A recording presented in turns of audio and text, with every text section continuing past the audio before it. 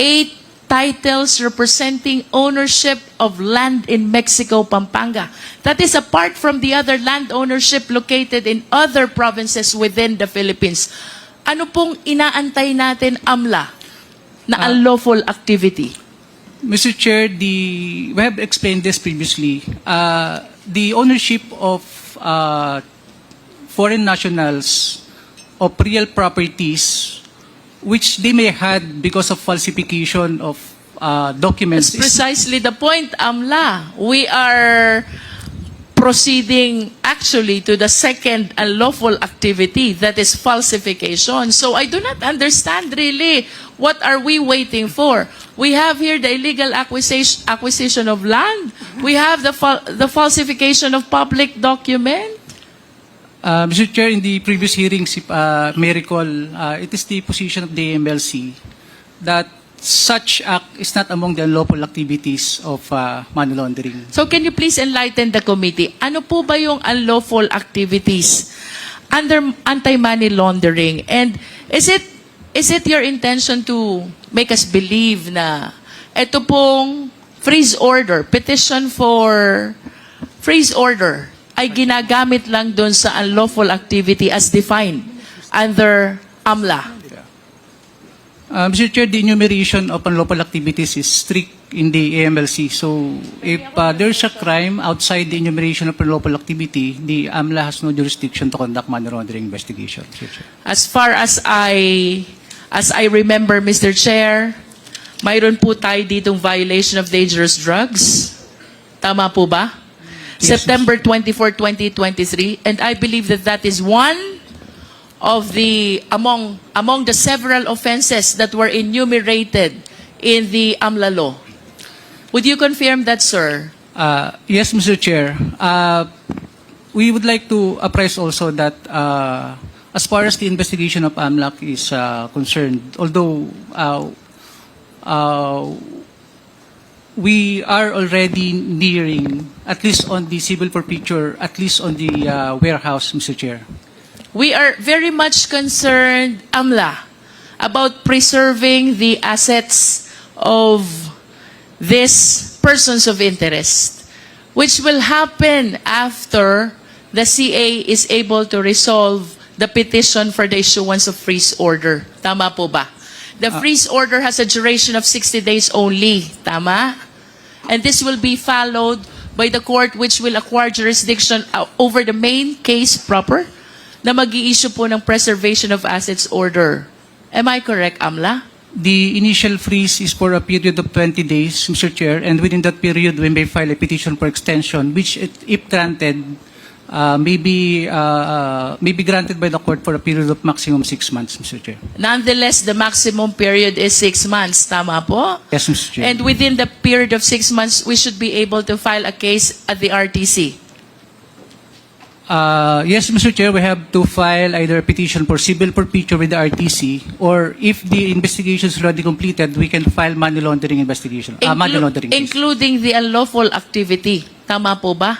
We don't file unlawful activity, Mr. Chair, just the money laundering. But at least the other agencies in the Philippine government can, like the violation of dangerous drugs, Yes, falsification of public document. The layers are the one filing the unlawful activity, Mr. Chair. Please enlighten us, Amla. Bakit po, in a layman's term, bakit po hindi tayo maka-apply ng freeze order considering the apparent violation of dangerous drugs, the apparent violation of falsification of public documents, and the apparent acquisition of land by foreign nationals? Mr. Chair, we beg for indulgence because this investigation is a very complex investigation. It involves a lot of... And that is why, Amla, we need to secure the assets, di ba? Because if we incur too much delay, we might find ourselves without control and hold anymore to the assets which were illegally acquired. Yes, Mr. Chair, again, we beg for indulgence, but we want to assure the committee that Anti-Money Laundering Council is working, and we are about to file the necessary banking credit With all due respect, Mr. Chair, to the AMLA, we started investigating this Empire 999 back in August of 2023. And now is November of 2024. And I do not find it reasonable waiting for more than a year, almost a year, to be able to file at least the immediate remedy of freeze order. Di po ba the purpose of this freeze order is to be able to immediately secure the assets of these persons in interest? Tama po ba yun? That is correct, Mr. Chair. Ibig sabihin, AMLA, there is the nature of urgency. Tama po ba yun? I agree, Mr. Chair.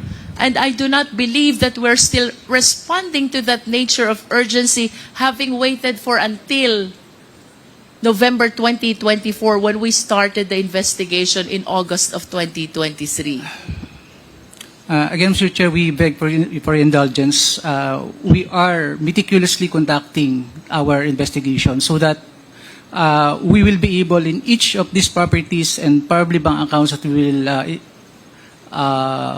recommend for bank equity and freeze order. Alright. Everything is in order and we have a strong case, Mr. Chair. According to LRA, they have forwarded to you already the information concerning the illegally acquired lands. Do you confirm that?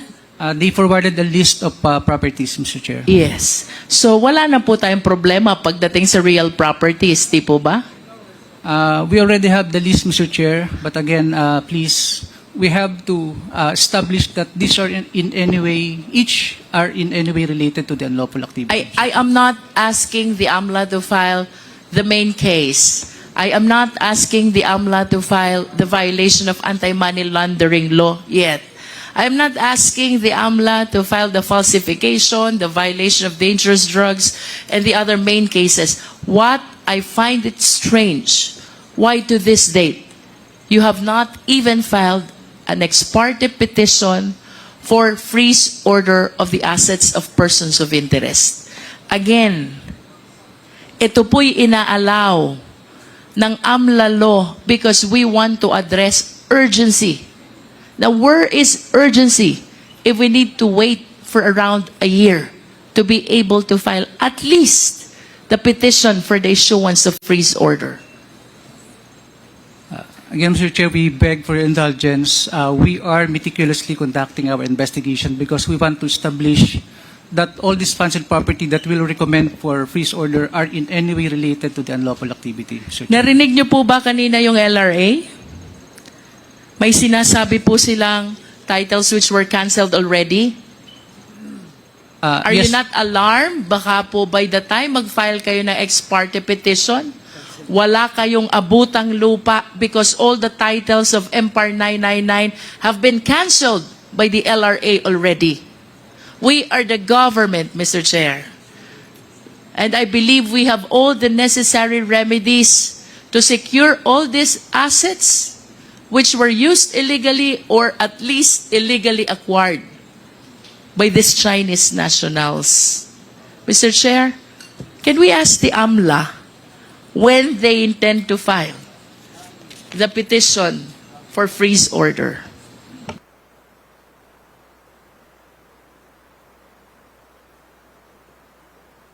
Amla. Mr. Chair, Please proceed. Mr. Jack, can I just personally approach the honorable congressman because we don't want we don't want the possible respondents to check our actions, Mr. Chair.